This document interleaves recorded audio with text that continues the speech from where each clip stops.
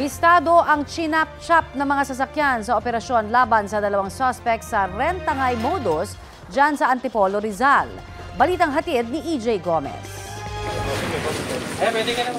Nagkasa ng manhunt operation ng Antipolo Police para mahuli ang 4 na suspect sa pagtangay ng nirentahan nilang van.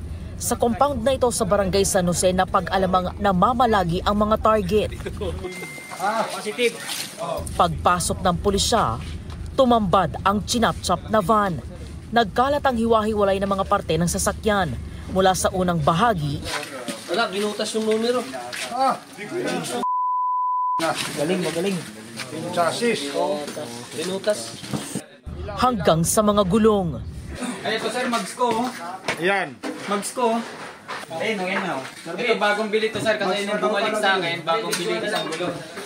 Sa investigasyon ng pulisya, 4 na lalaki ang nagpakilalang customer na magrerenta ng van ng biktima na taga Cavite. Gagamitin daw nila ang sasakyan sa biyahe patungong Batangas noong Sabado. Sa Pasay City nakipag-meet up ang mga nagrenta na nangakong ibabalik ang van sa sumunod na araw. Pero di na raw sila nagparamdam. Naging susi ang GPS ng van para matunton ng mga sospek ayon sa pulisya. 3 yung GPS na kinabit ng owner sa kanyang van. 2 doon ay wired and ito yung isa wireless.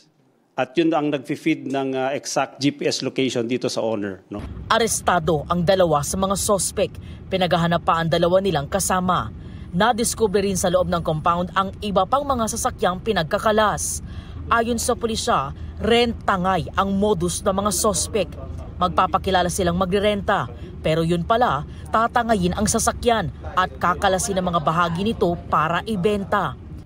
Tumangging magbigay ng pahayag ang mga sospek. No comment po. No comment, ma'am. Sa custodial facility ng Antipolo Component City Police Station nakadetain ng mga sospek. Maharap sila sa reklamong paglabag sa Republic Act 10883 o New Anti-Carnapping Act of 2016. EJ Gomez, nagbabalita para sa GMA Integrated News.